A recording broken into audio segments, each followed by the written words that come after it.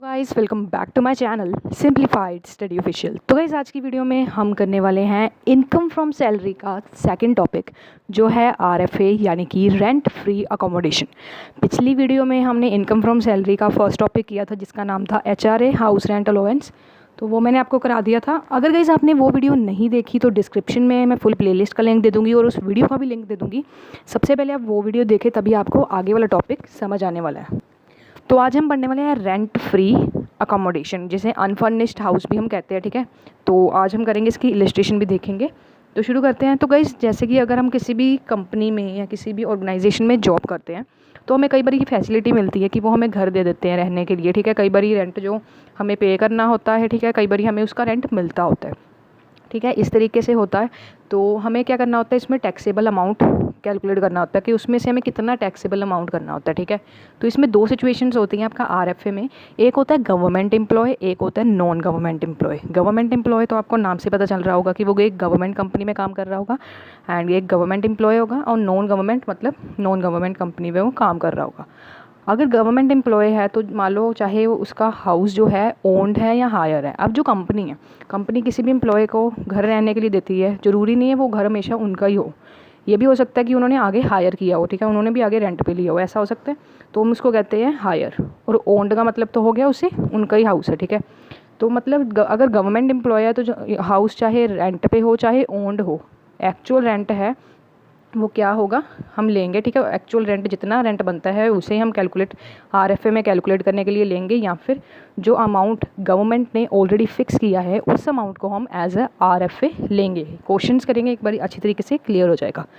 अब guys an non government employee. Non government employee में आपके दो सिचुएशंस आती हैं, एक है ओन्ड बाय एम्प्लॉयड एंड दूसरा है हायर्ड बाय एम्प्लॉयर, ठीक है।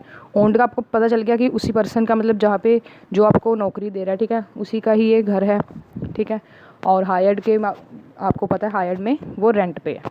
अब यहाँ पे ओन्ड बाय एम्प्लॉय में यहाँ पे आपके तीन आगे पॉइंट्स हैं। अगर मान लो जहाँ पे वो रह रहा है, जो पर्सन जहाँ पे काम कर रहा है उसको रेंट मतलब उसे घर मिला है कंपनी की तरफ से, जहाँ पे वो रह रहा है उसकी पॉपुलेशन अगर अप टू 10 लाख है, मतलब 10 लाख से नीचे है या 10 लाख है, तो हम कितने परसेंट सैलरी का लेंगे? 7.5% लेंगे सैलरी का। नेक्स्ट है गाइज आपका, अगर पॉपुलेशन 10 लाख से 25 लाख है तो जो आप कितने परसेंट सैलरी लोगे? आप लोगे 10% सैलरी। अगर 10 लाख से कम है पॉपुलेशन तो कितनी लोगे? 7.5%। और अगर 10 लाख से 25 लाख है पॉपुलेशन तो आप कितने परसेंट लोगे? 10% सैलरी का। और अगर मोर देन है 25 लाख के तो आप कितने परसेंट सैलरी लोगे? 15% सैलरी आप लोगे। ये था ओन्ड बाय एम्प्लॉय का केस। हम इसकी गाइस इलस्ट्रेशन एंड क्वेश्चंस करेंगे, सारा आपको एक बार क्लियर हो जाएगा। आप इसके नोट्स की स्क्रीनशॉट खींच लो या एक बार अपनी नोटबुक पे इसे राइट डाउन कर लो, ये काफ़ी ज़्यादा हेल्प देने वाले हैं आपके जब आप क्वेश्चन करोगे, ठीक है। नेक्स्ट है हायर्ड बाय एम्प्लॉयर का केस। इसमें क्या है, आपको एक्चुअल अमाउंट जो आप एक्चुअल रेंट पे कर रहे हो वो लेना है या फिर लेना है 15% सैलरी का, दोनों में से जो कम होगा। मान लो actual rent paid by employer आपका है 15,000 और 15% है सैलरी का 10,000, तो कौन सा कम है? 10,000। तो हम आप क्या लोगे? 10,000। जो आपका कम वाला होगा वो आपका होगा RFA, हायर्ड बाय एम्प्लॉयर के केस में, ठीक है। उसके बाद हमें एक और चीज़ निकालनी होती है इसमें, value of furnished house. Value of furnished house का क्या फॉर्मूला है? Value of unfurnished house plus 10% of cost of furniture owned या फिर actual hire charge by of furniture, ठीक है। ये सारा आपको मैं क्वेश्चन में बताऊंगी, ये कई बार गिवन होता है तो हमें निकालना पड़ता है, ठीक है। नेक्स्ट है salary. Salary for RFA। RFA के केस में सैलरी कैसे निकालनी है? पहले हमने हाउस रेंट अलाउंस HRA के किया था, ठीक है। उसमें हमने सैलरी में क्या ऐड किया था? DA ऐड किया था, कमीशन ऐड की थी, सिंपल सैलरी आ गई थी। और इसमें हम क्या करेंगे? बेसिक पे जो सैलरी मिलती है वो ऐड करेंगे, DA एंड DP एंड जो अगर एंटर है तो वो ऐड करेंगे, कोई फ़ीस कोई कमीशन या कोई बोनस है वो ऐड करेंगे, सारे टैक्सेबल अलाउंसेज ऐड करेंगे, टैक्सेबल एंटरटेनमेंट अलाउंसेज ऐड करेंगे, या लीव इन कैशमेंट अगर करंट ईयर का दिया होगा वो भी हम इसमें ऐड करेंगे। क्वेश्चन के साथ आपको सारा क्लियर हो जाएगा। सो गाइज अब हम करते हैं एक एग्जाम्पल RAFE की, जिससे आपको समझ आ जाएगा सारा टॉपिक। तो शुरू करते हैं। ये एग्जाम्पल है, mister Anoop Sen has furnished following particulars. Salary दी गई है हमें 25,000 पर मंथ। डियरेंस अलाउंस हमें दिया गया है 5,000 per month. It enters into पे फॉर रिटायरमेंट बेनिफिट्स। नेक्स्ट है entertainment allowance 6,000 per month. Next है बोनस 6,000। Cost of furnishing 1,20,000। तो ये हमें 5 चीज़ें गिवन है। नेक्स्ट हमें 3 केस दिए गए हैं, हमें वैल्यू निकालनी है रेंट फ्री हाउस की यानी कि RFA की वैल्यू निकालनी है। केस 1 है कि अनूप सेन एक गवर्नमेंट एम्प्लॉय है एंड जो रेंट है हाउस का वो फिक्स किया गया है गवर्नमेंट के थ्रू 2500 पर मंथ। नेक्स्ट है मिस्टर अनूप वर्क कर रहे हैं एक सेमी गवर्नमेंट अंडरटेकिंग में चेन्नई में जहाँ पॉपुलेशन 25 लाख से ज़्यादा एंड जो फेयर रेंटल वैल्यू है हाउस की वो कितनी है 8000 पर मंथ। थर्ड केस हमें दिया गया है कि मिस्टर अनूप सेन एक प्राइवेट कंपनी में काम कर रहे हैं चंडीगढ़ में जहाँ पे पॉपुलेशन है 10 लाख से बिलो है, ठीक है। एंड जो रेंट है house hired by employer, hired का केस है 6000 per month. He is also provided with hire refrigerator whose higher charge of 600 per annum are paid by employer, ठीक है। केस 4 है, लास्ट केस है। Mister Anoop is working in private sector at Delhi, population 25 lakh से कम है, sorry above है and जो actual rent है हाउस का नोट ओन्ड, जहाँ पे नोट ओन्ड लिखा होगा ना मतलब कि वो कौन सा केस है, हायर का केस है, हायर बाय एम्प्लॉयर का केस है। यहाँ पे कितना है 6000 पर मंथ। हमें क्या निकालना है, इसमें रेंट चार्ज हमें दिया गया है एम्प्लॉयर की कितना 3000 पर मंथ, ठीक है। ये हमने क्वेश्चन रीड कर लिया। हम चारों केस का RFA अलग से निकालते हैं, ठीक है। तो सबसे पहले हम कैलकुलेट करेंगे value of rent free house. Case one में हमने पढ़ा कि मिस्टर सेन एक गवर्नमेंट एम्प्लॉय है। तो हमने गवर्नमेंट एम्प्लॉय में क्या पढ़ा था, जब मैंने आपको शुरू में वीडियो के नोट्स पढ़ाए थे तो हमने ये पढ़ा था अगर पर्सन गवर्नमेंट एम्प्लॉय होगा, हाउस ओन्ड हो या हायर हो, उसे एक्चुअल रेंट या फिर अमाउंट फिक्स्ड बाय गवर्नमेंट उसे वही हमारा RFA होगा। तो यहाँ पे जो है वैल्यू है, ठीक है, हाउस की अनफर्निश्ड, ये यहाँ पे हमें कितना लिखा हुआ है 2500 पर मंथ, ठीक है। 2500 पर मंथ इंटू 12 करोगे तो आपका कितना आ जाएगा 30,000, ठीक है गाइस। मतलब 2500 को 12 से मल्टीप्लाई करोगे तो आपका 30,000 आ जाएगा। तो यहाँ पे लिख दोगे गवर्नमेंट ने मतलब जितना भी सेट किया 30,000 अलग से आ जाएगा। और गाइस हमें फर्स्ट केस में क्या है, हमें क्या करना है 10% कॉस्ट का निकालना है। कॉस्ट किसकी निकालनी है, हमें कॉस्ट ऑफ फर्निशिंग यहाँ पे गिवन है, इसलिए हम कितना निकालेंगे 10% निकालेंगे, ठीक है। क्योंकि चलो ठीक है, यहाँ पे हम कितना निकालेंगे 10% कॉस्ट ऑफ फर्निशिंग को हमने ऐड करना होता है, ठीक है। ये भी एक प्रोविजन होता है कि मतलब अगर आप कॉस्ट ऑफ फर्नीचर आपको कोई गिवन है तो हमें गवर्नमेंट एम्प्लॉय हो तो हमें 10% ऐड करना होता है। तो 10% निकालेंगे 1,20,000 का तो कितना आ जाएगा 12,000। तो 30,000 प्लस 12,000 कितना हो गया 42,000। ये हमारे RFA की वैल्यू आ गई केस 1 में। अब गाइस है केस 2 में हमें ये बताया गया कि जो मिस्टर अनूप सेन है वो सेमी गवर्नमेंट कंपनी में काम कर रहे हैं, ठीक है, सेमी गवर्नमेंट एम्प्लॉय है। तो यहाँ पे रेंट फ्री हाउस वो चेन्नई में रह रहे हैं, ठीक है। तो चेन्नई में रह रहे हैं। अब इसमें हम सैलरी देखेंगे, यहाँ पे हमें सैलरी कितनी कही गई है, एक मिनट, हमें सैलरी यहाँ पे ये देखो 25,000 कहा गया, ठीक है। हमें 25,000 हमें पर मंथ कहा गया है। तो अगर इससे हम 12 से मल्टीप्लाई करेंगे तो हमारा 3 लाख आ जाएगा। नेक्स्ट है हमारा 60,000 हमारा आ रहा है, कैसे आ रहा है ये 5,000 आपको गिवन है ना किस चीज़ का, डियरेंस अलोवेंस का। यहाँ पे एंटर लिखा, अगर ब्रैकेट में एंटर लिखा तभी अब हमें लेनी है RFA के अंडर। आगे टॉपिक्स आएंगे उसमें यह लिखा हो एंटर चाहे ना लिखा हो तब भी लेते हैं, बट यहाँ पे एंटर लिखा हुआ है तो हम क्या लेंगे डियरेंस अलोवेंस को लेंगे। 5,000 इंटू 12 कितना आ गया 60,000 प्लस हमें बोनस गाइस गिवन है। यहाँ पे देख रहे हो बोनस हमें कितना गिवन है 16,000। यहाँ पे कुछ पर मंथ वगैरह नहीं लिखा तो सारा का सारा हम लेंगे। नेक्स्ट है गाइस हम आपका एंटरटेनमेंट अलाउंस। एंटरटेनमेंट अलाउंस आपको गिवन है कितना 600 पर मंथ। 600 इंटू 12 कितना आ जाएगा 72,000। तो किन चीज़ों को प्लस करोगे सैलरी निकालने वक्त 3 लाख 60,000, 16,000 प्लस 72,000 निकालोगे तो 3,83,200 आपका क्या निकल आएगी सैलरी निकल आएगी। अब गाइस दूसरे केस में हमें ये कहा गया कि जो पॉपुलेशन है वो मोर देन कितनी है 25 लाख। मैंने जब आपको नोट से पढ़ाया था तो मोर देन अगर 25 लाख आपकी पॉपुलेशन होगी तो आपको 15% सैलरी का यहाँ पे लगाना है।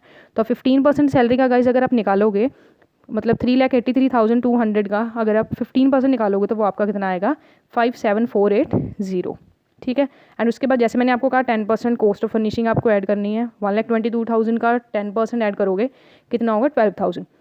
तो अब हम 15% सैलरी का कितना निकाला हमने 57,480 रुपीज़।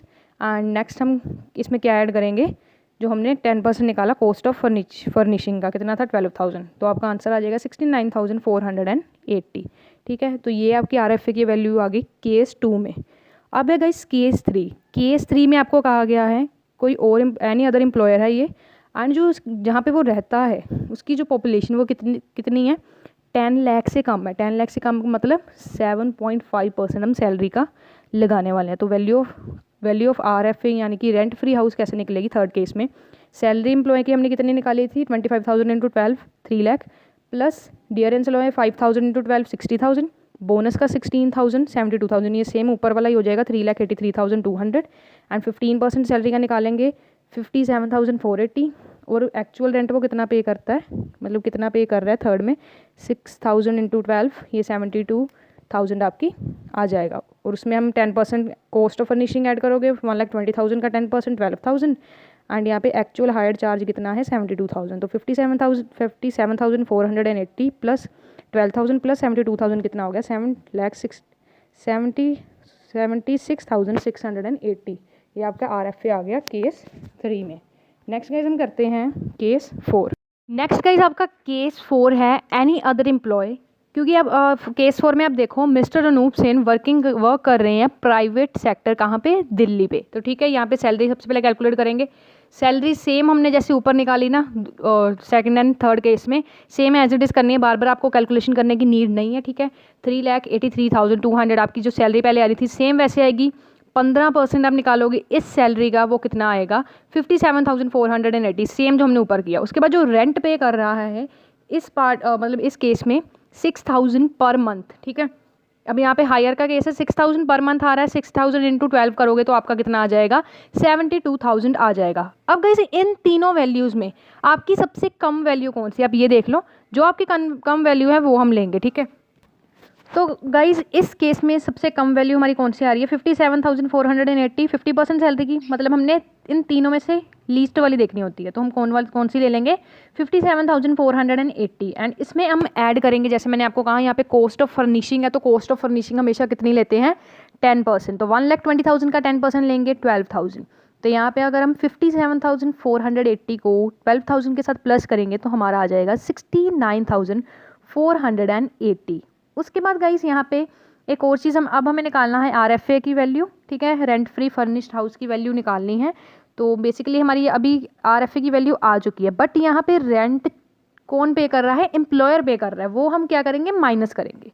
अब यहाँ पे लास्ट लाइन में लिखा हुआ है ना, rent charge by employer is only 3,000 per month, question में ये लिखा हुआ है, इसलिए हम क्या करेंगे, ये हमने RFA की वैल्यू निकाल ली है 69,480। हम इसमें से हम लेस करेंगे जो रेंट किसको चार्ज हुआ है, एम्प्लॉयर को। 3,000 पर मंथ है, 12 मंथ्स का कितना हो जाएगा 36,000, तो 69,480 में हम माइनस करेंगे 36,000। तो हमारा जो आंसर है वैल्यू ऑफ कंसेशनल अकोमोडेशन, मतलब कि RFA की वैल्यू हमारी कितनी आ रही है 33,480। ये केस 4 की आ रही है।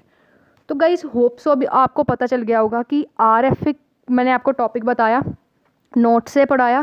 ठीक है, वो नोट्स अगर आप अपने सामने रख के क्वेश्चंस को सॉल्व करोगे ना, तो मतलब काफ़ी इजी तरीके से आपके जो क्वेश्चंस हैं वो होते रहेंगे। ठीक है, तो ये RFA का टॉपिक था। नेक्स्ट हम करते हैं होटल अकोमोडेशन। तो गाइस ये छोटा सा टॉपिक है होटल अकोमोडेशन का। अब मान लो हमारे देश के प्राइम मिनिस्टर हैं नरेंद्र मोदी, अब वो मान लो कि वो अगर कहीं रहते हैं, कहीं बाहर जाते हैं, साउथ अफ्रीका में, USA में गए हैं, ठीक है, वो अगर कहीं जाते हैं तो वो उनके पास अपना मकान तो नहीं होता, वो कहाँ पे रहते हैं, होटल में रहते हैं। ठीक है, अब मान लो कोई एम्प्लॉय है, वो किसी काम से बाहर जा रहा है इंडिया का, किसी काम से बाहर जा रहा है, वो होटल में स्टे करेगा।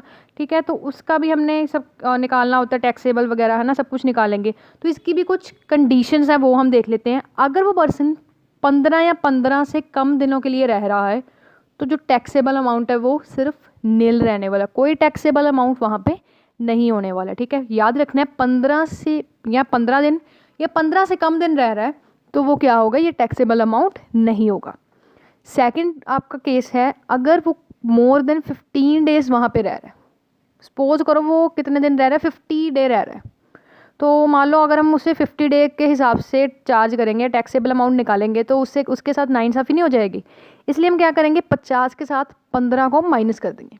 मतलब अगर 15 दिन आप जाओगे, 15 दिन होटल में ठहर रहे हो या 15 से कम दिन ठहर रहे हो, तो कोई भी मतलब टैक्सेबल अमाउंट निकालने की ज़रूरत नहीं है, सीधा नील, ज़ीरो। बट अगर वो 15 से ज़्यादा दिन जा रहा है, मान लो 50 दिन जा रहा है, 45 दिन जा रहा है, तो सिंपल आपको 15 लेस कर देना है।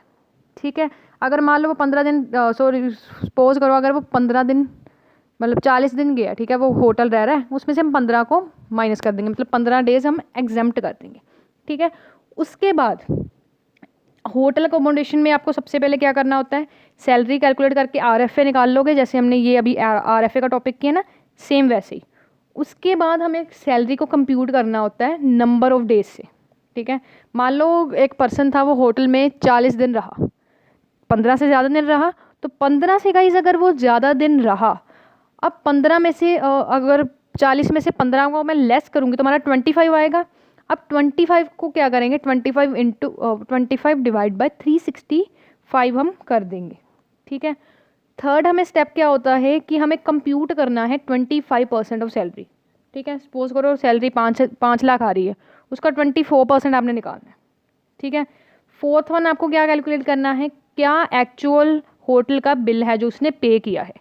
ये 4 चीज़ें आपने देखनी है। पहली कौन सी देखनी है, सैलरी निकालनी है एज़ पर RFA जो हमने टॉपिक किया। इलस्ट्रेशन में भी हमने सारे केसेस में क्या निकाले, उसकी सैलरी निकाली, वैसे निकालना है। उसके बाद सैलरी को नंबर ऑफ डेज में कन्वर्ट करना है। मान लो सैलरी कितनी है, 5 लाख है, 5 लाख इंटू 40 दिन वहाँ ठहरा, 40 में से 15 को माइनस किया, 25 आ गया।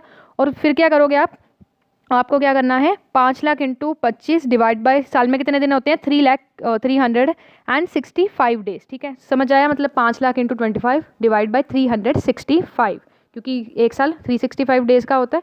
तो इस तरीके से निकालोगे, जो वैल्यू उसे साइड में रख देना। उसके बाद थर्ड आपको क्या करना है, 24% सैलरी पे लगा के उसकी वैल्यू देख लेनी है। फोर्थ आपको जो एक्चुअल बिल आपने होटल का पे किया है, ठहरने के लिए जो बिल पे किया है वो लिख लेना। अब ये आपके पास 4 वैल्यूज़ आ जाएंगी, ठीक है। 1 2 3 4 वैल्यूज़ आपके पास आ गई। अब इन 4 वैल्यूज़ में जो आपकी कम होगी, मान लो सैलरी की आपकी वैल्यू आ रही है 20,000 सैलरी नंबर ऑफ डेज़ की आपसे निकाली तो वो 30,000 आ रही है। 24% सैलरी का आ रहा है 10,000 और एक्चुअल होटल बिल 50,000। सबसे कम आपकी कौन सी होगी, 10,000। तो अब जो कम होगी वही हम लेस करेंगे, वही कि मतलब सबसे लेस नहीं करेंगे, सॉरी, वही हम क्या करेंगे, टैक्सेबल अमाउंट जितना बनेगा उसमें से लेस कर देंगे, ठीक है। ये होटल अकोमोडेशन का केस है। इसमें हम अगर मैं आपको एक इलस्ट्रेशन करा दूंगी, एक क्वेश्चन करवा देती हूँ, जिससे आपको ना अच्छी तरीके से क्लियर हो जाएगा कि ये जो टॉपिक है ये किस तरीके से, ठीक है। अब गाइस हम होटल अकोमोडेशन की एक इलस्ट्रेशन करते हैं। Illustration number 24। मिस्टर जे एक मैनेजर हैं एक कंपनी के, एंड वो ट्रांसफ़र हुए हैं बेंगलोर में, जहाँ पे वो होटल फ्री रेंट पे रहे, मतलब होटल में वो स्टे करें हैं, ठीक है। एंड उसकी सैलरी है 25,000 पर मंथ। DA यहाँ पे है 5,000 पर मंथ। कन्वेंस अलाउंस जो आपका है वो कितना है पर मंथ, 1,000। उसके बाद actual expenditure incurred for employment per month 600। City compensatory allowance आपकी है 1,000। एंड उसके बाद आपको कैलकुलेट करना है रेंट फ्री अकोमोडेशन, अगर वो होटल में रहेंगे 14 दिन के लिए, ठीक है। एक्चुअल बिल है 6,600। एंड अगर वो 38 डेज़ के लिए रहे एंड एक्चुअल बिल कितना है 30,950। इसमें कैलकुलेट करेंगे। पहले सबसे पहले हमें क्या करना है, सैलरी को कैलकुलेट करना है, तो वो हम देखते हैं। सबसे पहले गाइस यहाँ पे 2 पार्ट में आपको क्वेश्चन दिया गया है, A part and B part. A part में आपको 14 दिन के लिए वो स्टे है। गाइस मैंने अभी आपको टॉपिक पढ़ाया है होटल अकोमोडेशन, उसका फर्स्ट पॉइंट मैंने आपको यही कराया है, अगर वो पर्सन 15 दिन या 15 दिन से कम वहाँ पे स्टे करता है तो सिंपल उसका जो टैक्सेबल अमाउंट है, या फिर मतलब जो भी उसका टैक्सेबल अमाउंट है वो एकदम नील रहने वाला है, एकदम ज़ीरो रहेगा। कोई उसको टैक्स वगैरह पे नहीं करना, कोई हम उसकी वैल्यू नहीं लेने वाला। तो सिंपल आप क्या करोगे, फर्स्ट पॉइंट में आप यही लिख के आओगे कि नो टैक्स बिकॉज टैक्स की अजप्शन अगर वो 15 दिन से कम के लिए क्या रहता है, होटल में रहते हैं 15 दिन या 15 दिन के लिए वो स्टे रहता है, ठीक है। कोई टैक्स नहीं है यहाँ पे। B पार्ट का हम कैलकुलेट करेंगे। सबसे पहले हमें ये कैलकुलेट करना है कि कितनी वैल्यू जो है वो कम है। देखो यहाँ पे 38 डेज़ के लिए रहा है। मैंने आपको कहा था अगर 15 से ज़्यादा दिन के लिए वो रहेगा तो हम क्या करेंगे, 15 दिन उसमें से माइनस कर देंगे। तो यहाँ पे एक्चुअली कितने डेज़ के लिए वो पर्सन रहा है होटल में, 38 डेज़ के लिए, ठीक है। 38 डेज़ के लिए वो पर्सन रहा है। एंड 38 में अगर हम माइनस करेंगे 15 को तो हमारा कितना आ जाएगा, 23 डेज़। तो हमें क्या करना है, टैक्सेबल वैल्यू कितने दिन के लिए निकालनी है, सिर्फ और सिर्फ 23 दिनों के लिए। सबसे पहले हम सैलरी को कैलकुलेट करते होते हैं, है ना। सैलरी कैसे कैलकुलेट करेंगे, सैलरी हमें गिवन है 25,000 पर मंथ। 25,000 इंटू 12 करोगे तो 3 लाख आपका आ जाएगा। उसके बाद गाइस यहाँ पे कन्वेंस अलाउंस आपको गिवन है, ठीक है। किस तरीके से आपको निकालने हैं, यहाँ पे कन्वेंस अलाउंस आपको गिवन है 1,000, ठीक है। 1,000 आपको गाइस क्या है यहाँ पे गिवन है। अब गाइज यहाँ पे आपको एक और पॉइंट गिवन है, actual expenditure incurred for employment 600 per month है। तो 1000 में से अगर 600 आप माइनस करोगे कन्वेंस अलाउंस के लिए, तो आपको सिंपल क्या कैलकुलेट करना है, 12 इंटू 400, मतलब 400 को 12 से मल्टीप्लाई करोगे तो आपका कितना आएगा, 4800।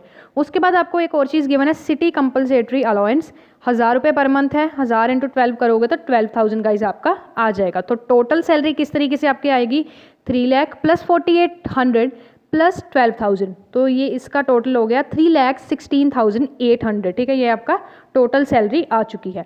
अब गाइस हमें एक और चीज़ निकालनी, तो मैंने आपको कहा था 12% सैलरी का, एंड उस पर जो डेज जितने हैं उसको डिवाइड कर देंगे 365 डेज से, यही मैंने अभी आपको कराया था। तो सिंपल हम क्या करेंगे, यहाँ पे value of rent free hotel accommodation निकालने के लिए 24% हम किसका निकालेंगे, सैलरी का निकालेंगे। तो सैलरी कितनी है हमारी, 3,16,800। तो इसका अगर 24% करेंगे और जो 24% करके आया उससे हम मल्टीप्लाई करेंगे 23 के साथ। 23 के साथ क्यों मल्टीप्लाई कर रही हैं, क्योंकि हमारे जो टैक्सेबल वैल्यू मतलब टैक्सेबल वैल्यू जो हमने निकालनी है सिर्फ 20 डेज़ के लिए निकालनी है। 38 इंटू 15 किया था ना अभी हमने, तो हम क्या करेंगे 20% निकालेंगे सैलरी का और उसको मल्टीप्लाई करेंगे 23 के साथ, और डेज़ के हिसाब से हमने निकालना है। तो हम किसके साथ डिवाइड कर देंगे, 365 डेज़ के साथ, क्योंकि एक साल में 365 डेज़ आते हैं। तो आपकी जो वैल्यू है वो कितनी आ जाएगी, 4791। ठीक है, ये आपकी वैल्यू आ गई। उसके बाद एक और चीज़ हमें चौथी चीज़ लेनी होती है, एक्चुअल बिल। तो एक्चुअल बिल हमें क्वेश्चन में गिवन है 30,950 रुपीज़। अब हमने यही देखा था कि इन चारों में से या इन तीनों में से जो भी वैल्यू हमारी लीस्ट आएगी, सबसे कम आएगी, वो वाली वैल्यू हम क्या करेंगे, टैक्स में अजम्पशन देंगे। तो अब देखो इन सभी में से कौन सी वैल्यू कम है, इन सभी में से एक वैल्यू कम है, 4791 कम है। ठीक है, तो ये क्या होगी, हमारी टैक्सेबल होगी। ठीक है, समझ आएगा इस आपको, क्योंकि देखो जो आपकी वैल्यू सबसे कम होगी ना, वही वैल्यू आपकी क्या होने वाली है, टैक्सेबल होने वाली है। ठीक है, होप्स हो गई इस इलस्ट्रेशन के साथ आपको सारा आरएफए का टॉपिक और साथ ही साथ आपको होटल अकोमोडेशन का एक छोटा सा टॉपिक था, इलस्ट्रेशन के साथ गाइज आपको एकदम समझ आ गया होगा, है ना। तो गाइज इनकम टैक्स की फुल प्लेलिस्ट का लिंक मैं डिस्क्रिप्शन में दे दूँगी, जिसमें आपको सारे चैप्टर्स मिल जाएंगे। इनकम फ्रॉम सैलरी का मैंने एक और टॉपिक करवाया था अभी इससे पहले, ठीक है, वो भी आप एक बार ही देख लेना। तो होटल रेंट अकोमोडेशन मैंने कराया था RHA का, वो भी आप एक बार चेकआउट कर लेना। एंड आगे मैंने पेंशन का, कार पर्क्स का भी टॉपिक करा दिया है, उसका लिंक मैं डिस्क्रिप्शन में दे दूँगी। फुल प्लेलिस्ट का लिंक इनकम टैक्स का डिस्क्रिप्शन में दे दूँगी, मैनेजमेंट अकाउंटिंग का, ठीक है, financial services, production and operational management की फुल प्लेलिस्ट का लिंक भी डिस्क्रिप्शन में मिल जाएगा। एंड BCom 5th सेम का सारा आपको टॉपिक हमारे चैनल पे मिल जाएगा, BBA 3rd सेम का भी मिल जाएगा। तो हमारे चैनल को सब्सक्राइब ज़रूर से कर लीजिए। एंड आज की वीडियो में इतना ही, मिलते हैं किसी और वीडियो के साथ किसी और टॉपिक में। So meet you soon in the next video with the next topic. Thanks for watching this video guys, and don't forget to like, subscribe and share my channel for more videos like this. And also check the link of playlist in the description box now.